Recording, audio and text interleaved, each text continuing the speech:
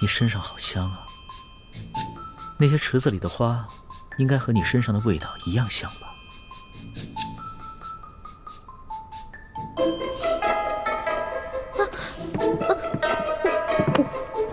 你干什么呀？老大，你看这浴池这么华美，长夜漫漫，要不然一起共浴吧？不行。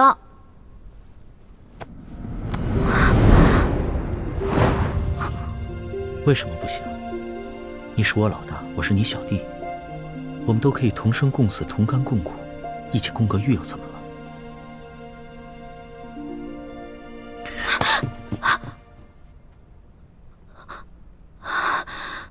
龙小弟，你干什么呀？外面都是人，如果看到的话，看到咱俩就完了。刘府里的人都已经避开了，没有人会发现。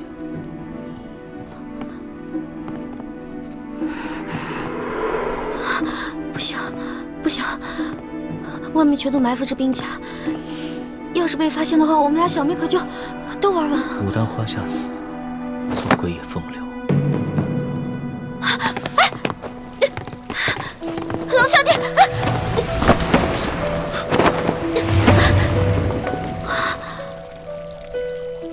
想不到这个钦差大人原来也是个色鬼，还好是一环妹妹身手好，要是换了我，就只能以死来保全清白了，真难为一环妹妹。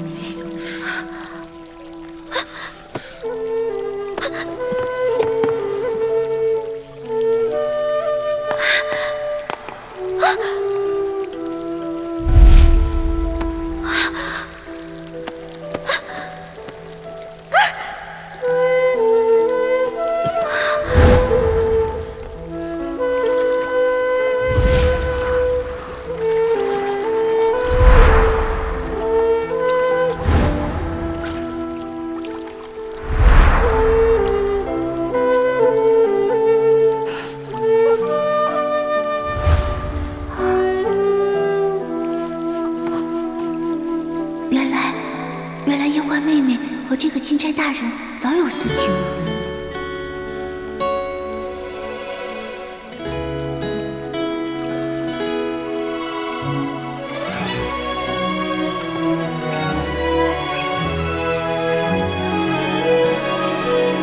春秋两岸，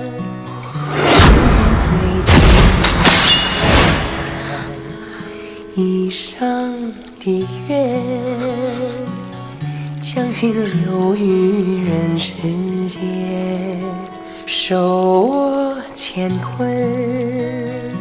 这强效催情香药效十分了得，任凭你什么贞妇烈女都抵挡不住。你手上可有解药？没有。不过，裘贵好像说了一嘴，要破此香，最有效的方式是痛。痛，没错，痛。待他们药效发作了，你趁机潜进去，用重手法电他们几处最生痛的穴道。如此，他们应该可以清醒。好。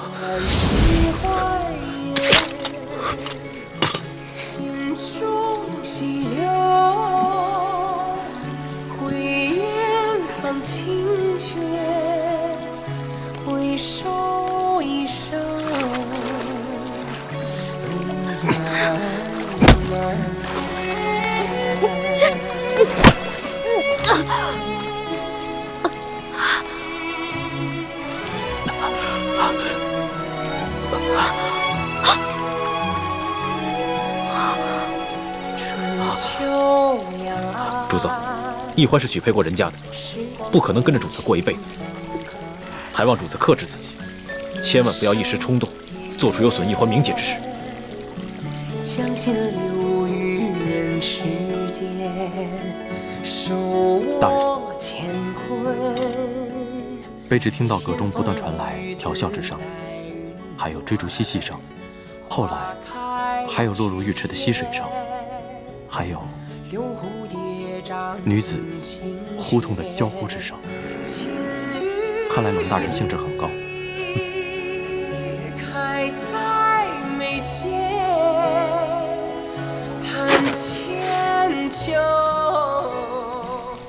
其实我刚才也不知道怎么了。你别再说话了，我们觉得刚才什么都没有发生过。刘德昭在这香炉里放了催情香，你们刚才都中招了。催情香？难怪我刚才只觉得意识模糊，怎么也控制不住自己。我一时之间寻不到解药，只能用重手法点了你们几处痛穴，刺激你们清醒过来。还请主子恕罪。这次多亏了你及时赶到，不然易欢将来只怕会恨我一辈子。欢妹，你刚才也中了催情香，才会乱了神智，我不怪你。但是你要记住，你可是有夫之妇，千万不要做出玷污我们李家门楣之事，否则我永远不会原谅你的。你更不要害主子落下一个夺人之妻的恶名，有损他的威严。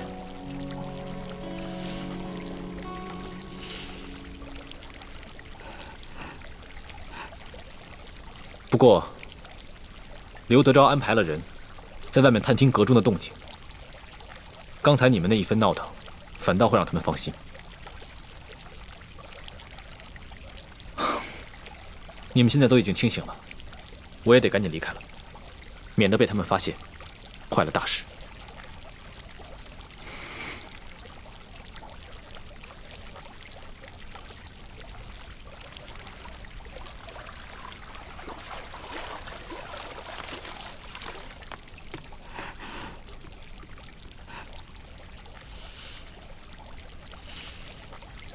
原来易欢妹妹和我一样，早已许配了人家，心中喜欢的却是另外一个人。我们倒是同病相怜了。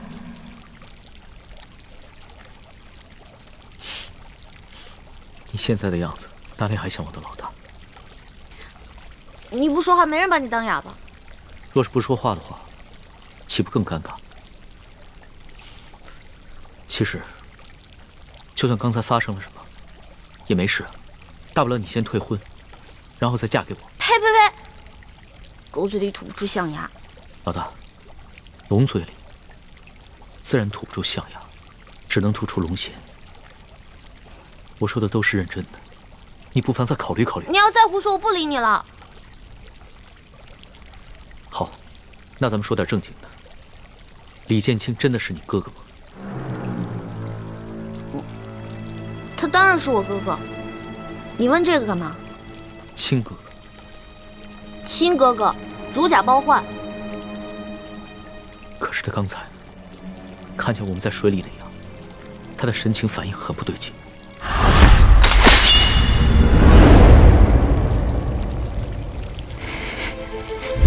当时他很是气急败坏，似乎还曾想对我出手，连剑都拔出来。他是因为他以为这屋里还有刘德昭的人，他把他剑是为了保护我们。可是他眼神中有一种恶狠狠的东西在看着我，像针尖一样锐利。虽只是一闪而过，可我的心却不寒而栗。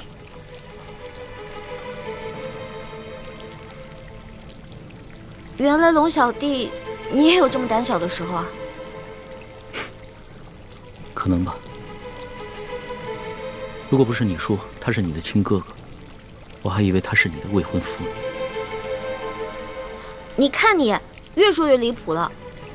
他和我未婚夫从小一起长大，他肯定不愿意看到我在成亲之前出什么意外。你想想那些公主格格们，如果早已许配了人家，有别的男子打他们的主意，那你肯定也会不开心的。可能是我想多了吧。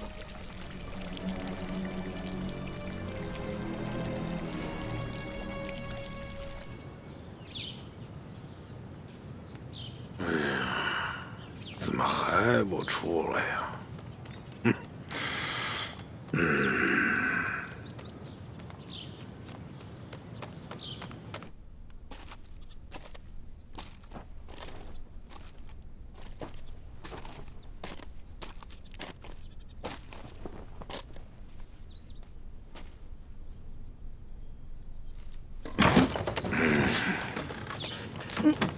哎，哎呀，龙大人真是春风满面呀！啊，哎，对于下官送的礼物可还满意呀？挺好，有劳六大人了。那就好。哎，龙大人，那就随本府到我书房，咱们把那个事情再重新的。不用在意了，就按照你说的安排吧。多谢龙大人。不过，这本钦差啊，毕竟是来视察官风的。眼下灾民闹事不断，又有这牛角寨的乱党在远处盯着，这本钦差啊，也不宜常来你府上见万姑娘，不是？是。所以啊，要不然你把这万姑娘安排到府外的一个地方住着，等本钦差回来京城以后，你再悄悄地把人送到京城，到时候我再纳她为妾，那不就免人口舌了吗？明白，本官明白。龙大人放心，我一定把此事给你办的是妥妥帖帖啊！此事简单，大人，我先在城东置办一所宅院，然后把万姑娘安置在那里。大人只要有空，就可以悄悄去会万姑娘。等到大人回京之后，我亲自护送万姑娘进京。如此一来，可保万无一失。刘大人，这裘老板做事极为妥帖啊！啊，我平时调教的好。主子，咱们先回书府吧。那先行告辞了。宋龙大人。哎，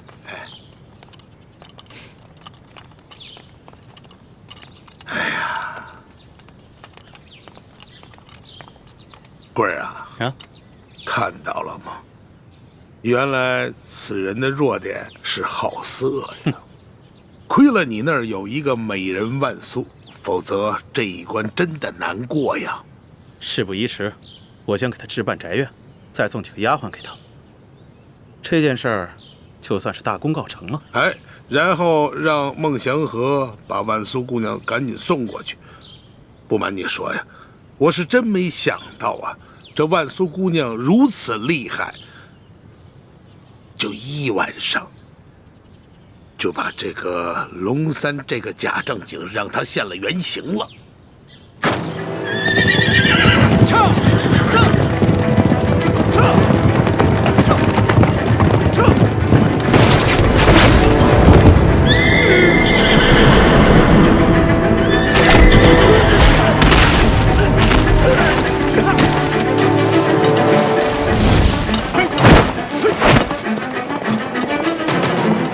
什么人胆敢光天化日之下拦路抢劫？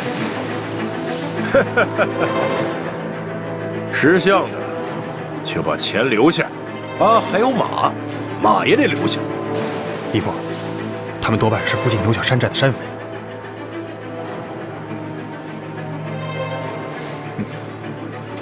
各位好汉，我们这随身携带的钱财物品可以留下来作为买路钱，不过因为我有要事在身，需要马匹赶路，可不可以把马留给我？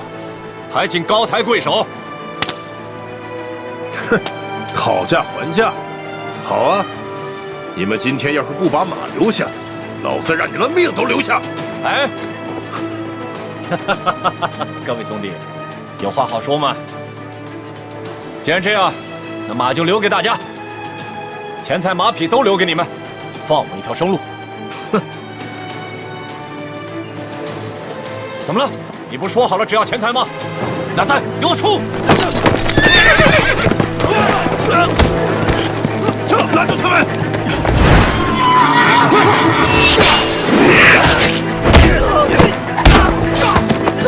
义父，你腿受伤了？没事，快走！撤！圣爷，跑两个，怎么办？赶快发出讯号，让前面的人拦住他们！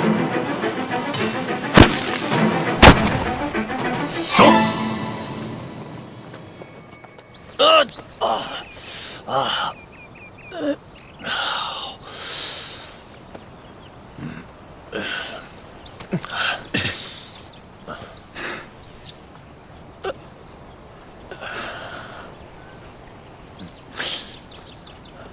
义父，我看这帮黑衣人不像是普通的盗匪，目的也不是为了咱们的钱财和马匹，倒像是一批训练有素的杀手，处心积虑置我们于死地啊！是啊，他们好像很了解我们的行踪，特意埋伏在我们通往玉八赞营地的必经之路。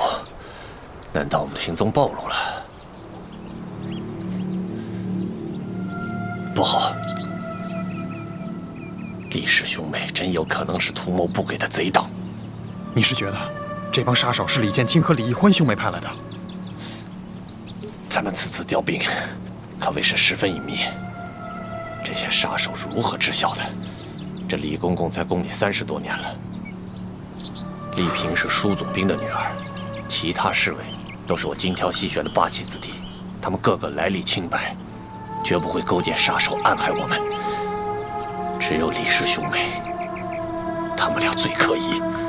义父，如果说李建清和李易欢兄妹是乱党，那他们的目的不仅仅是要置我们2个于死地，恐怕皇上有危险。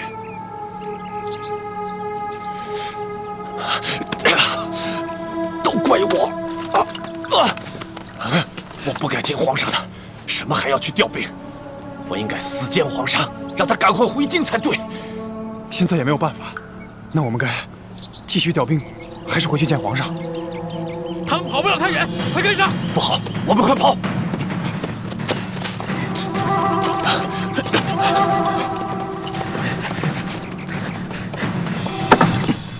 都10多天了，这索额图怎么还没回来啊？不会出什么事儿了吧？呸！乌鸦嘴！主子别担心，我已经安排2个侍卫兄弟去打探消息了。也不知道这索额图什么时候能回来。易欢，要不然你们把刘德昭送给我的那些金银财宝，想办法换点粮食来赈济那些灾民吧。龙小弟，我本来就这么想的，但是我不好意思说，没想到你也这么想，果然英雄所见略同啊。欢妹，你又不知轻重了，怎能跟主子并称英雄呢？哎，无妨，在我的心里啊，易欢一直是一个巾帼英雄，有眼光，有度量。主子，这件事情万万不可呀！如果拿刘德昭行贿的金银珠宝去买大批的粮食，就会引起刘德昭和裘贵的注意，他们一定会识破主子跟他们不是一条船上的人，说不定他们会铤而走险，向主子您下手，强龙难压地头蛇呀！李公公说的没错，刘德昭一定安排了诸多眼线盯着我们。眼下索大人情况不明，我们切不可轻举妄动。我们顶多在城的东南西北各设一处粥棚，但不可再大肆赈济灾民，万一有什么闪失，我等担待不起。你们说的对啊，是我考虑不周。一时的赈济只能缓解眼前的灾情，而不能一劳永逸。只有我顺利地回到了京城，才能肃清吏治，以后让全天下的老百姓免遭刘德昭这样的贪官荼毒。主子，您能这么想就对了。天大的事情，也没有主子您的安危重要啊。易欢，咱们现在有银子了，你什么时候啊，把你跟丽嫔当的那些首饰给赎回来吧，要不然回了宫里啊，又要向我多讨点利息了。刘小弟，我发现你现在越来越会精打细算了啊。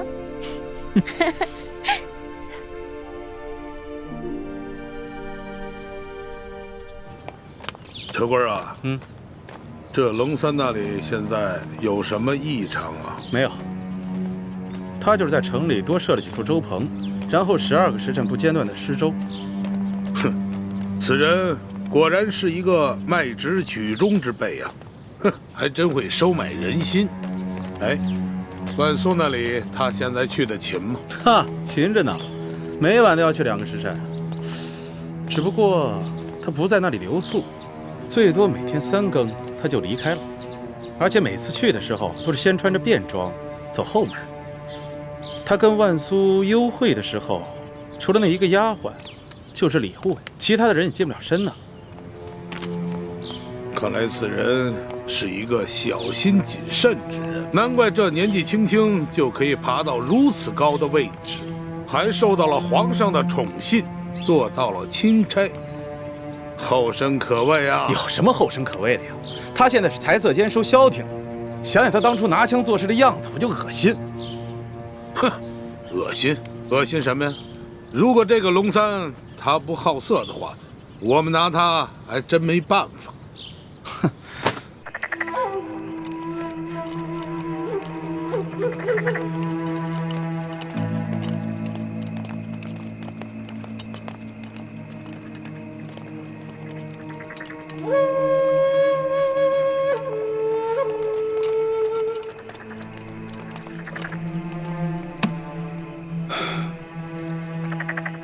孟护卫，这个龙大人每次都是午夜来，3更离开吗？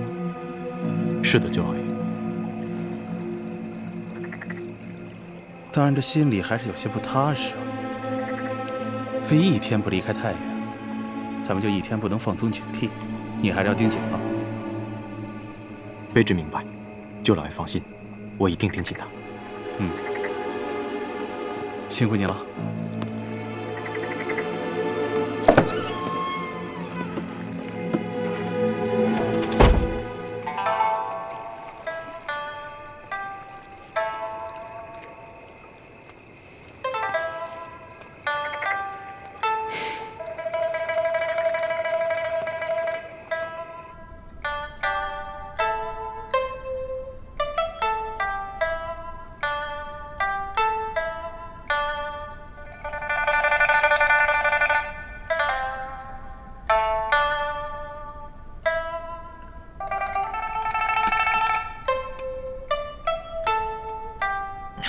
老大，那日在逍遥阁里面，我听到的琵琶声也是这万苏姑娘弹的，不是你吧？又被你给揭穿了。我就说嘛，就以老大你这性格，做什么事情都是半刻钟的热情，怎么可能弹出这么一手好琵琶嘛？我有一件事做得特别好啊，吹牛啊，所向披靡啊。说到吹牛啊，老大你前程第二，没人敢称第一啊。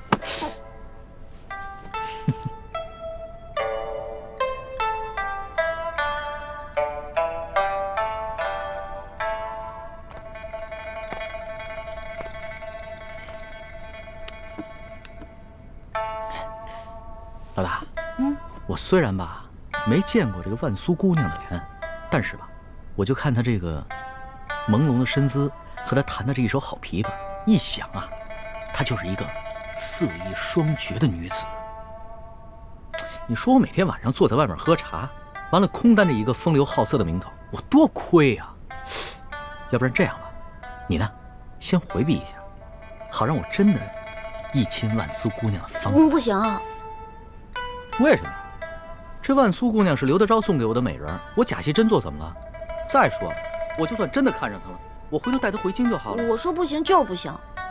你吃醋了？我没吃醋，我是在维护你龙小弟的形象。原来我在老大的心中还有形象呢。那当时在宫里是谁说的这个？哎呀，全世界最不值得女人爱的男人啊！要不然这样吧，老大，你呢就承认你吃醋了。那我吧，也就看在你心里难受的这个份上，我就做一个美色当前不动摇的柳下惠。要不然我这一连10个晚上都在这儿喝素茶，我受不了啊！哎，你给我站住！哎，站住！不行，老毛病又犯了。上次对我也是，差点假戏真做。我告诉你啊。万苏姑娘不一样，她心有所属了，而她心里喜欢的人是帮咱们的，所以你千万不能对她打主意。得了吧，上一次你也是这么骗我的，说什么非龙三不嫁，不能动心腹手下的女人，对吧？又想故技重施啊！我才不会上你的当。我不会骗你的，真的。你知道咱们抢官印为何这么顺利吗？因为在刘德昭身边有咱们的内应，而这个内应就是万苏姑娘她的心上人。如果你真的对她起了什么色心的话，那你就是轻重不分、见色忘义的大坏蛋了。真的？真的，我骗你是小狗。好吧，那我就暂且放过他。老大，其实经过这些日子以来的见闻吧，我还哪有心思风流快活，只不过想逗逗你罢了。不过呢，我倒不像是某些人，表面上一本正经地说一些冠冕堂皇的理由，其实就是吃醋。这个康熙真是色心不死，想找机会撩拨欢梅。欢梅，你可一定要守住，万万不能对咱们的死敌动心。懒得理你我。哎，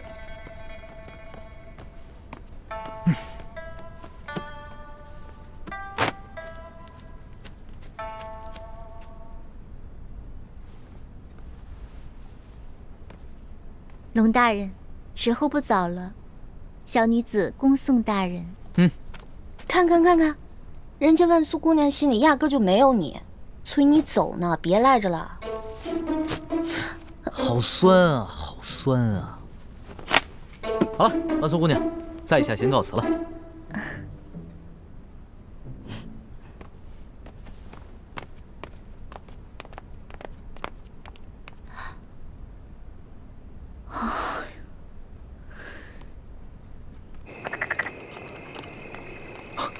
孟兄，李兄，裘贵一直在对面的房间监视你们，刚刚才走的，现在可以放心回舒府了。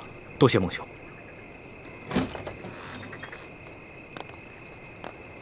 钦差大人，这个就是孟祥和，我刚刚跟你说的万姑娘的心上人，也是一直帮咱们的好汉。怎么样，比你长得英武吧？你越是拿话呛我，就越说明你吃醋。多谢孟护卫相助，大人客气了。这些年，卑职在刘大人身边，大小官员见过无数，真正一心为民的，只有你。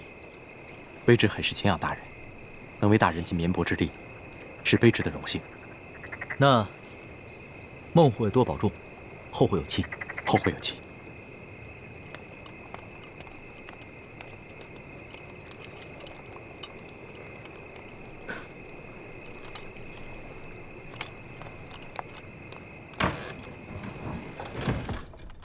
婉妹，孟哥哥，婉妹，孟哥哥，你总算来看我了。我无时无刻不在想你，只是找不到合适的机会。这下好了，我与刘大人的10年之约明日期满，我们可以远走高飞了。真的，太好了！婉妹，你且收拾好东西，明日我来接你。